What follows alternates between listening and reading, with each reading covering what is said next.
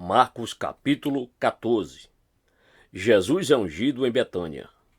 Faltavam apenas 2 dias para a Páscoa e para a festa dos pães sem fermento. O chefe dos sacerdotes e os mestres da lei estavam procurando meio de flagrar Jesus em algum erro e matá-lo.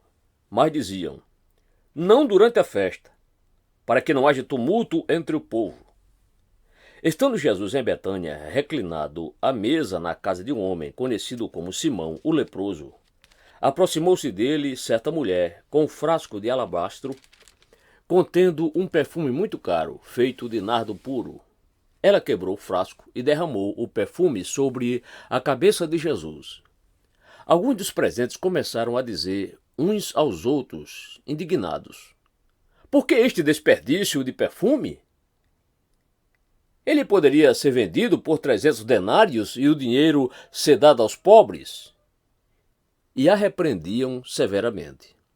Deixa-nos em paz, disse Jesus. Por que a estão perturbando? Ela praticou uma boa ação para comigo, pois os pobres vocês sempre terão com vocês, e poderão ajudá-los sempre que o desejarem, mas a mim vocês nem sempre terão. Ela fez o que pôde. Derramou perfume em meu corpo antecipadamente, preparando-o para o sepultamento. Eu lhes asseguro que onde quer que o evangelho for anunciado em todo o mundo, também o que ela fez será contado em sua memória. Então Judas Iscariote, um dos 12, dirigiu-se ao chefe dos sacerdotes, a fim de lhes entregar Jesus. A proposta muito os alegrou, e lhe prometeram dinheiro. Assim, ele procurava uma oportunidade para entregá-lo. A ceia do Senhor. No primeiro dia da festa dos pães sem fermento, quando se acostumava a sacrificar o cordeiro pascal, os discípulos de Jesus lhe perguntaram: aonde quer que vamos e te preparemos a refeição da Páscoa? Então ele enviou 2 de seus discípulos, dizendo-lhes: entre na cidade, e um homem carregando um pote de água virá ao encontro de vocês. Sigam-no e digam ao dono da casa em que ele entrar: o mestre pergunta: onde é o meu salão de hóspedes, no qual poderei comer a Páscoa com meus discípulos? Ele lhe mostrará uma ampla sala no andar superior, mobiliada e pronta. Façam-lhe os preparativos para nós. Os discípulos se retiraram, entraram na cidade e encontraram tudo como Jesus lhes tinha dito, e prepararam a Páscoa. Ao anoitecer, Jesus chegou com os 12. Quando estava comendo, reclinados à mesa, Jesus disse: digo-lhes que certamente um de vocês me trairá, alguém que está comendo comigo. Eles ficaram tristes e, um por um, lhe disseram: com certeza não sou eu. Afirmou Jesus: é um dos 12, alguém que come comigo do mesmo prato. O Filho do Homem vai, como está escrito a seu respeito. Mas ai daquele que trai o Filho do Homem, melhor lhe seria não haver nascido. Enquanto comiam, Jesus tomou o pão, deu graças, partiu-o e o deu aos discípulos, dizendo: tomem, isto é o meu corpo. Em seguida tomou o cálice, deu graças, ofereceu-o aos discípulos, e todos beberam. E lhes disse: isto é o meu sangue da aliança, que é derramado em favor de muitos. Eu lhes afirmo que não beberei outra vez do fruto da videira, até aquele dia em que beberei o vinho novo no reino de Deus. Depois de terem cantado um hino, saíram para o Monte das Oliveiras. Jesus prediz que Pedro o negará. Disse-lhe Jesus: vocês todos me abandonarão, pois está escrito: ferirei o pastor e as ovelhas serão dispersas. Mas depois de ressuscitar, irei diante de vocês para Galiléia. Pedro declarou: ainda que todos te abandonem, eu não te abandonarei. Respondeu Jesus: asseguro-lhe que ainda hoje, esta noite, antes que 2 vezes cante o galo, 3 vezes você me negará. Mas Pedro insistia ainda mais: mesmo que seja preciso que eu morra contigo, nunca te negarei. E todos os outros disseram o mesmo. Jesus no Getsemane. Então foram para um lugar chamado Getsemane, e Jesus disse aos seus discípulos: sente-se aqui enquanto vou orar. Levou consigo Pedro, Tiago e João e começou a ficar aflito e angustiado. E lhes disse: A minha alma está profundamente triste, numa tristeza mortal. Fiquem aqui e vigiem. Indo um pouco mais adiante, prostrou-se e orava para que, se possível, fosse afastado dele aquela hora. E dizia: Abba, Pai, tudo te é possível. Afasta de mim este cálice.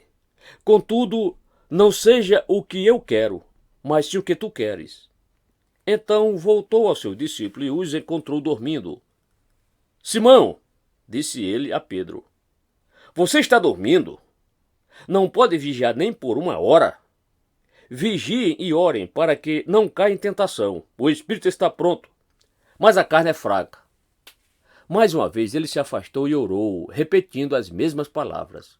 Quando voltou de novo, os encontrou dormindo porque seus olhos estavam pesados. Eles não sabiam o que lhe dizer. Voltando pela terceira vez, ele lhes disse: Vocês ainda dormem e descansam? Basta! Chegou a hora. Eis que o Filho do Homem está sendo entregue nas mãos dos pecadores. Levante-se e vamos. Aí vem aquele que me trai. Jesus é preso. Enquanto ele ainda falava, apareceu Judas, um dos 12. Com ele estava uma multidão armada de espadas e varas, enviada pelo chefe dos sacerdotes, mestre da lei e líderes religiosos. O traidor havia combinado o sinal com eles. Aquele a quem eu saudar com um beijo é ele. Prendam-no e levem-no em segurança. Dirigindo-se imediatamente a Jesus, Judas disse: Mestre! E o beijou. Os homens agarraram Jesus e o prenderam. Então um dos que estavam por perto puxou a espada e feriu o servo do sumo sacerdote, decepando-lhe a orelha. Estou eu chefiando alguma rebelião para que vocês venham me prender com espadas e varas? Todos os dias eu estive com vocês ensinando no templo e vocês não me prenderam. Mas as escrituras precisam ser cumpridas. Então todos o abandonaram e fugiram. Um jovem vestindo apenas um lençol de linho estava seguindo Jesus. Quando tentaram prendê-lo, ele fugiu nu, deixando o lençol para trás. Jesus diante do sinédrio. Levaram Jesus ao sumo sacerdote e então se reuniram todos os chefes dos sacerdotes, os líderes religiosos e os mestres da lei.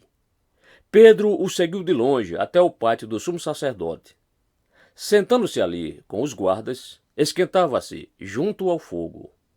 Os chefes dos sacerdotes e todo o sinédrio estavam procurando depoimentos contra Jesus para que pudessem condená-lo à morte, mas não encontravam nenhum.